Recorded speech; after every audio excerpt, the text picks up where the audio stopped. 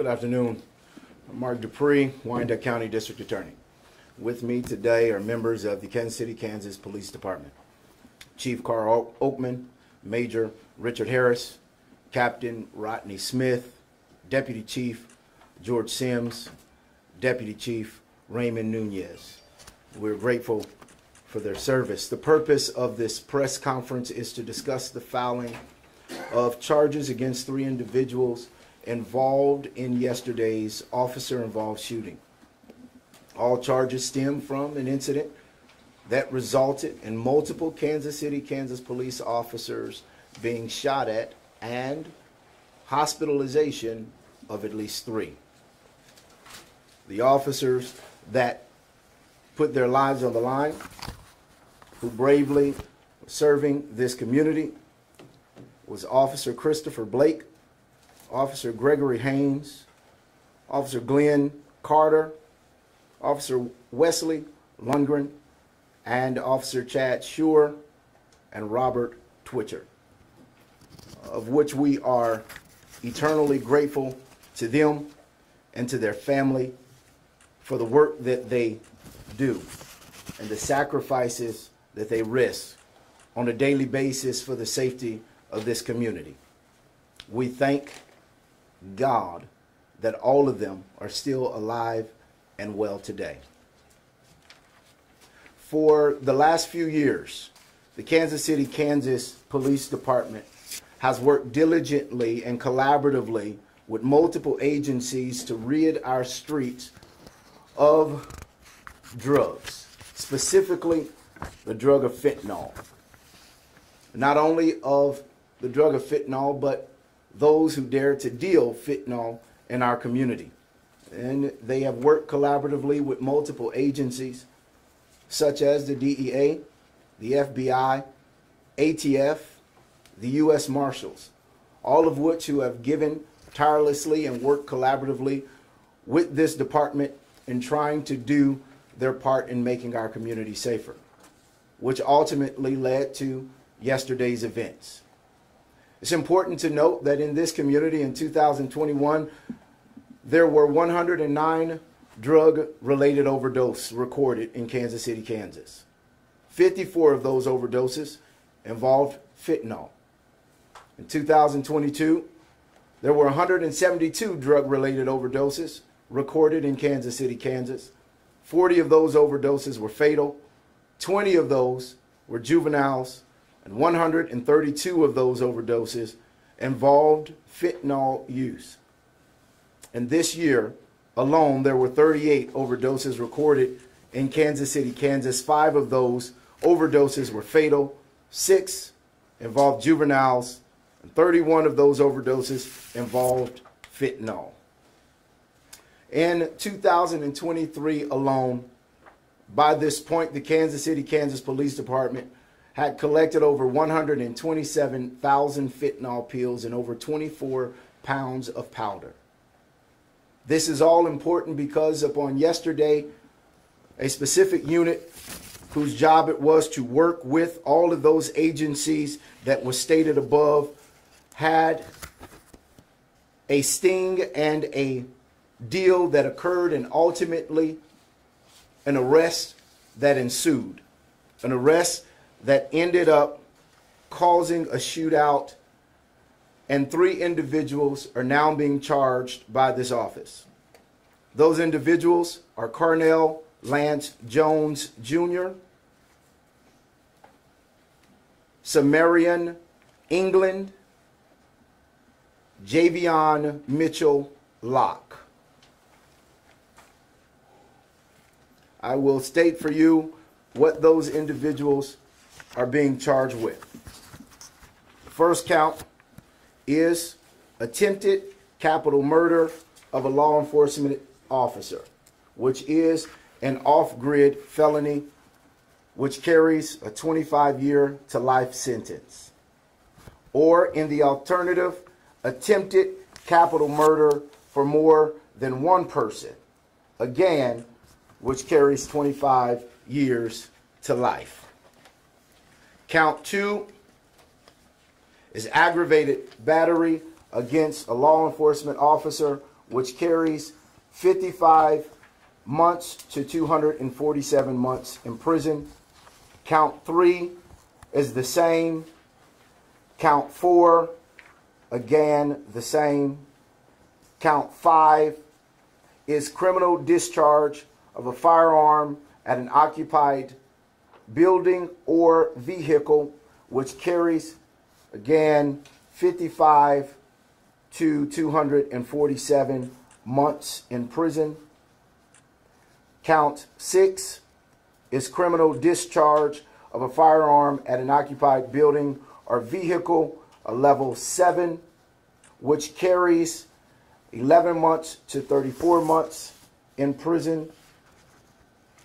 Count 7 is criminal discharge of a firearm at an occupied building or vehicle, again, a level 7, which carries, again, 11 to 34 months. Count 8 is an aggravated endangering of a child, which is a level 9 person felony, and that charge carries 5 to 17 months. Count 9 is aggravated endangerment of a child with the same backup. Count 10 is again aggravated endangerment of a child with the same 5 to 17 sentence. Count 11 is aggravated assault of a law enforcement officer, which carries 17 to 46 months in prison. And then count 12 is distribution of or possession of fentanyl with intent to distribute, which is a level 2 crime, which carries with it 92 to 144 months. This office has worked diligently with the Kansas City, Kansas Police Department for the last few years to try to charge individuals who dare to sell fentanyl in our community. There's been 128 separate cases in this office since 2020, specifically concerning fentanyl. 26 cases charged this year alone. 4 cases that has led to the death of someone that this office charged concerning fentanyl. These individuals are innocent until and unless proven guilty by a court of law. But it's important that we note at this time that we would ask our community to speak up and to speak out.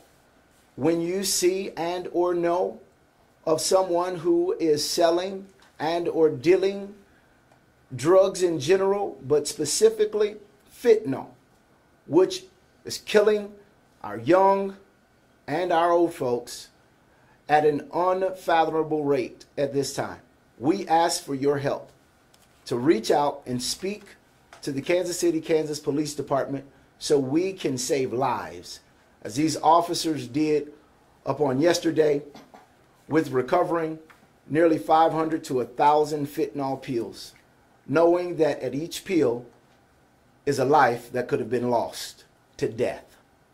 Again, we are grateful and thankful for their service. These 3 individuals are in custody, and each of them have a bond of $250,000 at this time. At this time, I will lend the floor to Chief Oatman. Good afternoon. Thank you, D.A. Dupree. I just want to give an update on the officers. The 3 from yesterday, 2 were released last night from the hospital. 1 is still currently in the hospital receiving treatment, and hopefully they will be released today or the next day. In addition, our total now is 5 officers. 2 other officers received injuries as a result of the shooting yesterday. They both were treated this morning for scrap metal, so they're doing okay. So in all total, we had 5 injured as a result of this incident. Mr. Dupree, I did want to ask you, so in these last 3 counts that you've charged, you mentioned it looks like 3 different teenagers, probably ranging in age from 14 to 16, that they were in danger during this incident. Can you explain how were they just innocent bystanders that happened to be nearby that potentially could have been shot by the gunfire, or what is their involvement? Yeah, so this incident occurred in the parking lot of a convenience store, and there were multiple individuals that were in the convenience store when the shooting transpired. There were 4 adults that were inside the store and 3 juvenile individuals that were in the store. And so the child endangerment comes from those individuals that were in the store when the shooting occurred. Did gunfire actually make it into the store? Yes. And nobody else was injured, though, is that correct? No.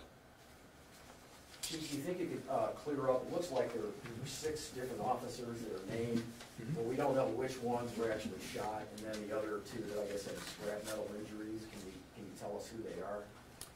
Well, I'm not. They're, you know, we're not going to go into who was shot due to their, you know, their HIPAA protection. But the 3, that's a team of officers, so they were all together working the incident.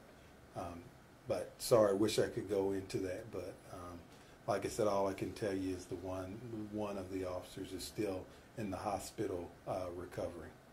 Chief, how do you think your office or your department has responded to the fentanyl crisis, and do you think your department has enough resources to respond to it? Yeah, as you mentioned, the FBI, the DEA, ATF, U.S. Marshal Service, and even some of the state attorney general's office have all assisted us. I think that we determined this early, where I think a lot of police departments are still lagging behind, where we recognized early the violence that was associated with fentanyl, and our narcotics unit was able to start really making sure that it was a priority. Like what we do is on overdoses, all of our detectives are required to respond to the scene and then start tracing that pill or whatever they use back to that dealer, and then we then target that dealer and go after the dealer. And if you look at our crime since we've been approaching that way, you see we have some significant decreases in crime, and I contribute that to the hard work our narcotics unit's doing, as well as, you know, working to get this fentanyl off the street and the violence associated with it. Yesterday you said this kind of reminded you of the 90s and the crack cocaine epidemic.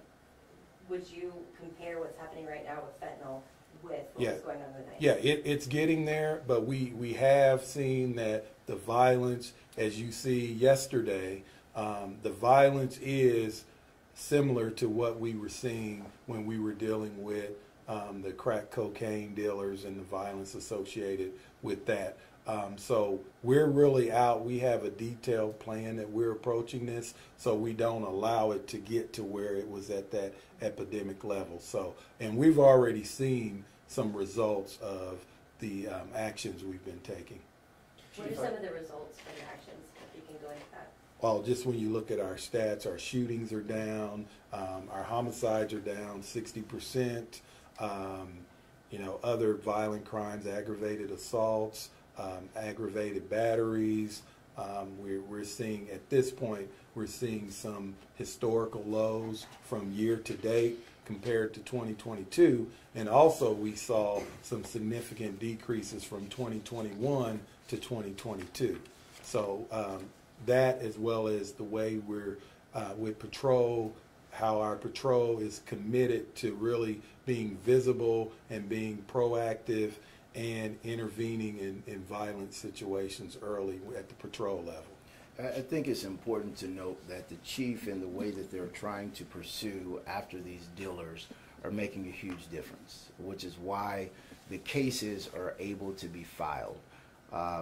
They are utilizing those who may be addicted to these drugs and those who are low-level users, and they're not pushing to simply get a conviction, but they're utilizing those folks to try to get to the dealers, which allows this office to file charges on those who are, like yesterday, carrying 500 to 1,000 pills and who are the real harm to our community. So what this department is doing, many other departments across the state and country, I hope will pick up on that and don't chase the low-hanging fruit and have a real long-standing desire to deal with the folks who are bringing it into our cities and the ones who are pushing it into the house of our community members. Chief, I think you mentioned yesterday that it was your tactical unit involved in this arrest, and I'm going to assume that they probably had some kind of protective gear, maybe bulletproof vests or whatever. Did that protective gear come into play, and did it potentially save their lives? I don't know if that worked out that way or not. I'm just wondering. Yeah, you know, like I said, the investigation's still going on, so all those details. But and they wear even stronger. Even the vest than what our regular patrol officers wear, as well as ballistic helmets and shields. We have ballistic shields. So just like with any situation, we make sure we review every incident and make sure if there's additional equipment that we need, we will look at purchasing it. But like I said, it's early in the investigation, so all that stuff will come out.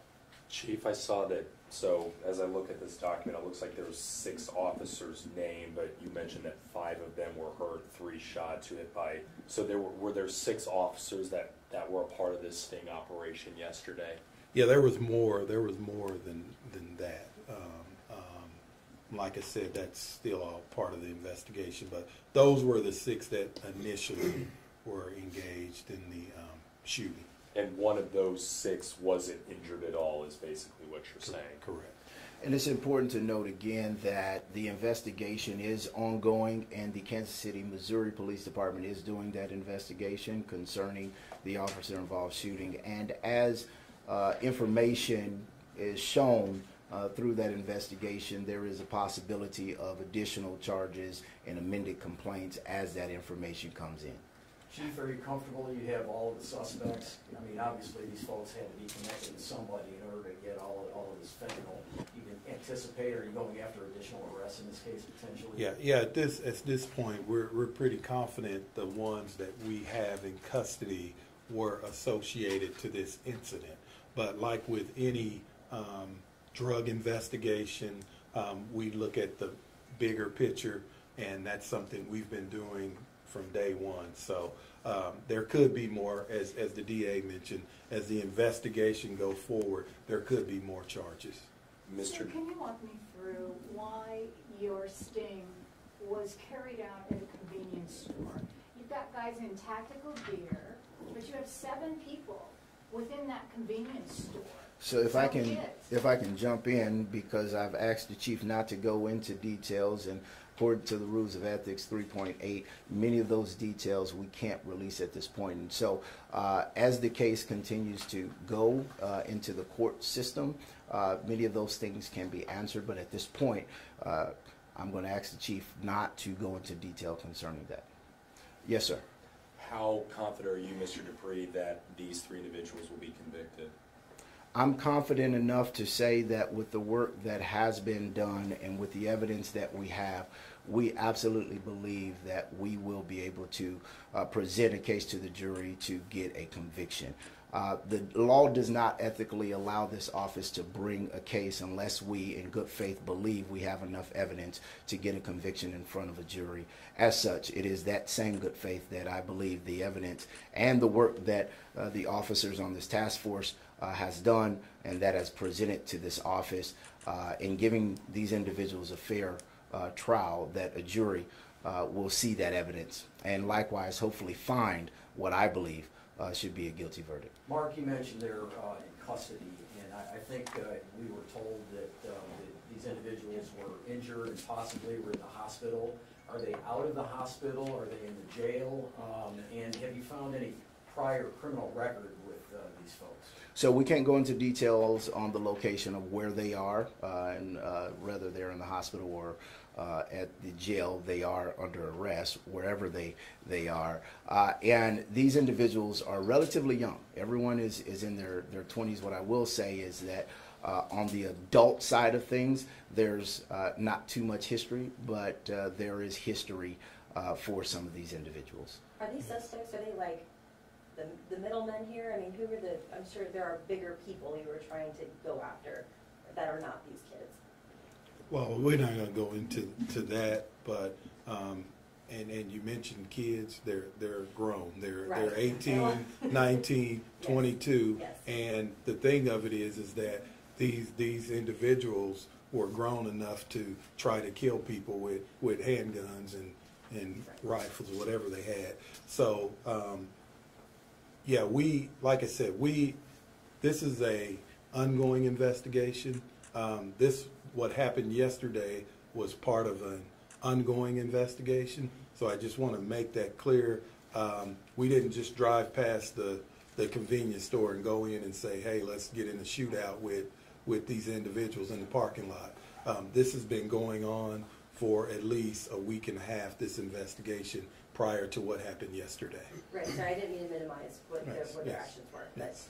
Chief, I did want to ask you, because there's, obviously this issue with fentanyl, it's not unique to KCK. This is something that's happening all over the country, frankly, and there's been national reporting that it seems like a real big problem is that it's flooding over our southern border and that actually China is behind making this stuff. I don't know if that, I know you're working with the feds periodically. Have you found that to be the case? Can you comment on that? Well, like I said, we are part of several task forces with the federal government, and I just want everyone to rest assured that through the local police department, the state police department, and the federal authorities, we are looking into all those angles. We are investigating all those angles. And as you watch the media, you will see that some charges will be coming in different cases, whether they're local level, state, or federal, coming in the near future. So it's a collaborative effort, and we're looking at all those angles. The feds involved in this case at all? Well, the feds, as far as any of our cases, they support us with whatever resources they have available. And like I said, there's several federal cases ongoing that we can't really get into, and not particularly talking about this one. 3 more questions? Do you guys have mug shots of these 3 individuals? We do not at this point. Mark, do you intend to seek the maximum penalty for all 3 of these individuals? I think you mentioned the first one is life, and you plan to ask for consecutive penalties on all of these if you get a conviction. I plan on pursuing them to the extent of the law that I can with everything that we have. And so, yes, and we will continue to do that. And once we have the conviction, and then when the jury gives us that, we will continue to pursue the sentence that we believe will best serve the safety of this community.